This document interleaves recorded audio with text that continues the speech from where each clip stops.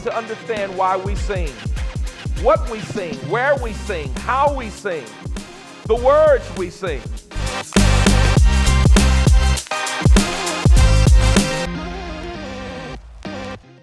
Hello, and welcome to another episode of Why We Sing. I am Candace Dixon, the director of Why We Sing here at United Christian Faith Ministries.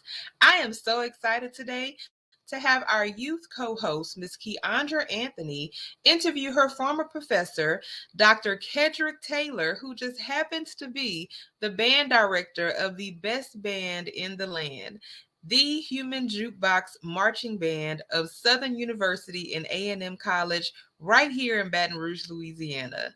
Obviously, it's my alma mater. Enjoy this episode.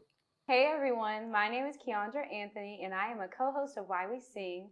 And today I am here with the amazing Dr. Kedric Taylor. How is it being the band director of the greatest marching band from Jaguar Land, also known as the Human Jukebox? Well, first off, it's definitely a blessing to be in a position of that magnitude. Being at Southern University within itself is big, but to run the Human Jukebox, it speaks another volume more because the world renown, internationally famed, is huge. So I don't sleep much, but I love it. I enjoy it. It's a privilege to be able to stand before so many young people, to pour back into the people, because that's the ultimate what leaders are supposed to do. Right. So knowing that, I don't take it lightly. It's another platform for you to get the respect of your peers, one, but also let people that from your area, which, they may come from, maybe I would say a low poverty area from where I'm from, where a lot of people don't make it out, and just to show the young people, hey, you can make it too. Yeah. So just being at that platform, it speaks volume. That's amazing. And speaking of having that platform, I was thinking of the people that have come before you, like the late and great Isaac Gregg. So I wanted to ask you, who was your biggest influence in music?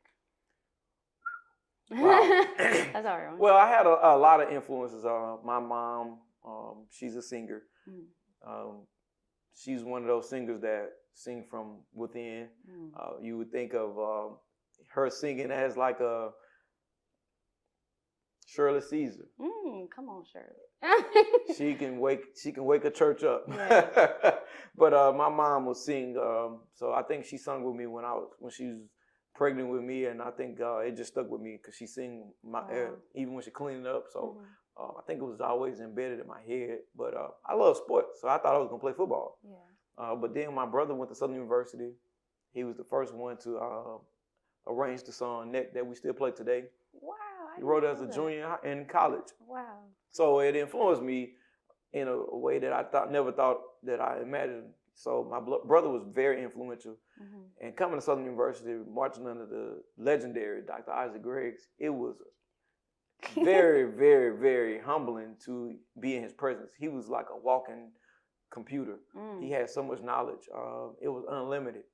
Anytime you sit with him, he had many quotes that were life lessons that also were biblical in another sense. So it was definitely influential to be under Dr. Isaac Gregg, Dr. Cornell Knight, and Mr. Lawrence Jackson. That's funny you say that because as your student, I felt the same way about you. I only had you for one semester, but you were very influential to me in my musical life. What role and impact does music and singing have on our emotions, education, entertainment, and worship experiences? Wow. I know. What's so powerful about that is music is the art of feeling. Yes. It's what we feel. It sets the atmosphere, as we say in church. It definitely sets the platform in all settings. Even though I write secular songs, there's a different motive behind my writing. I always keep God first in everything that I do. I don't just do it to do it. Yeah. I do it with from within. Right. So I always say that music is something that you feel from within. So whatever it is that you have in you is what you putting out to the people.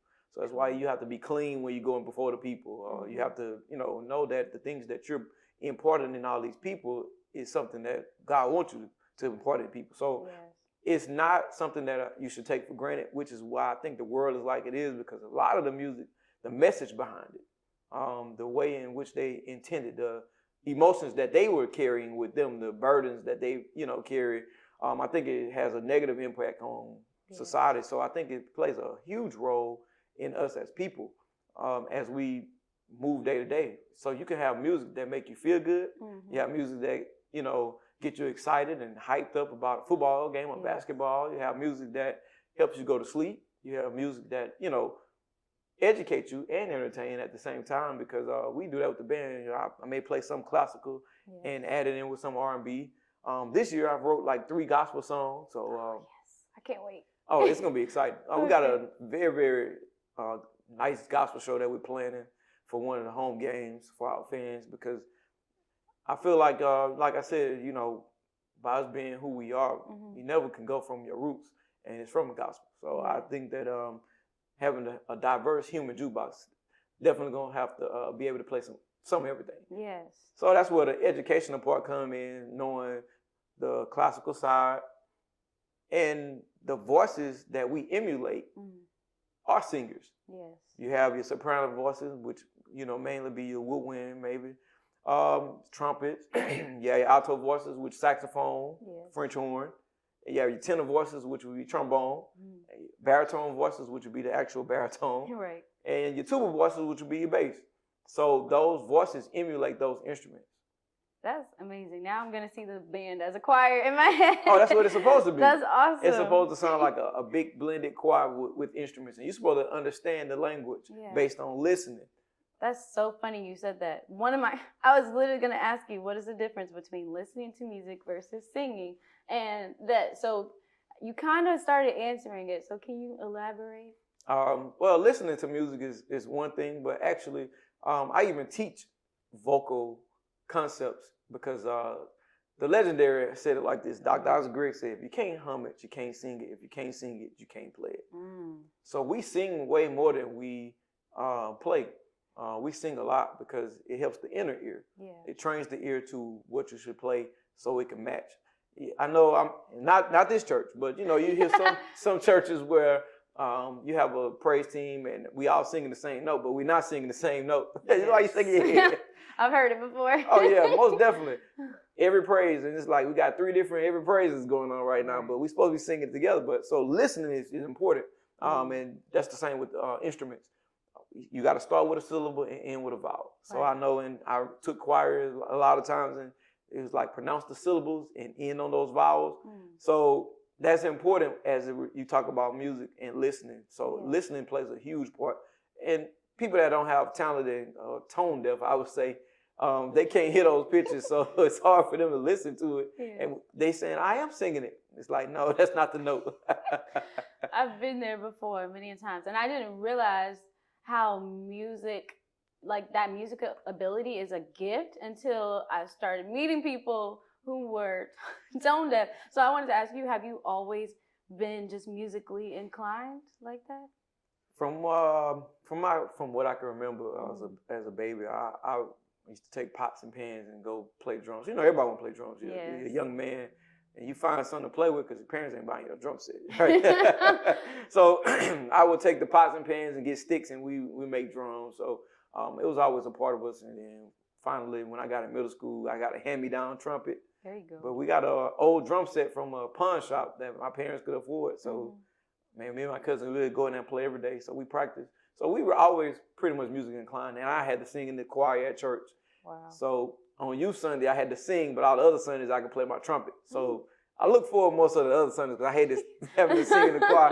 Because my parents always said, look, if you sing out, they're going to sing out. So once I started singing out louder on tenor, then the whole choir came out. So I do think that it helps you overall as a leader. Yes. It helps you to know that if you can be that light, that shine, there's no darkness. Right. So at an early age, I realized as a leader, leaders lead by example. So that was something that they were training me at that moment. So now that's what I teach students to today. You don't need to wait on somebody else. You be that light. Wherever you go, be yourself and shine bright, and don't be apologetic for it. That's powerful. That just blessed me. Speaking of being that light, I wanted to ask, what is your little bit extra advice to musicians of today. How can we better approach the way we go about music, since we talked about earlier how it's a lot of negative things going on? What can we do to progress in music? That's a good question. I don't want to sound super spiritual, but I do believe if you follow Christ, He will order your steps. And I think with everything that I do, I try to ask God, don't let this be something that I do. I just want to be a vessel. Just use me in the way you want to use me, and that way we all be unique. And sometimes I just get scriptures and I just send it to people, right? And it was like, I really needed this. So I feel like if you pray over it, you never know who need it. So I do believe if we read our Bibles and we pray, God will direct our paths. Yeah. He'll do everything that we ask. So even with music, I direct the Southern University Band, but before I write an arrangement, I always say, God, let this touch whoever you want it to touch. And that's why my music is so unique. And I say my music because, I'm writing it, but I won't put nothing on the paper if I don't have any ideas. So when I'm able to create, who you think give you those ideas?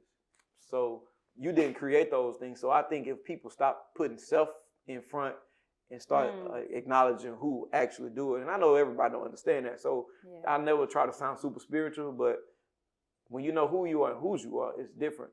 So I think a lot of people do music, they're talented, but the talent only goes so far. Who gave you that talent? You wouldn't be as talented as you are without who. And that's why the attitude of some people determines their altitude. Come on now, attitude and altitude. Okay, I need to write all of this down. I should have had my pen. Well, that's all I have for you today, Dr. Taylor. I'm so grateful that you came. I'm so happy to hear some more of your wisdom, and I can't wait to be at the games for the band this semester. Thank you.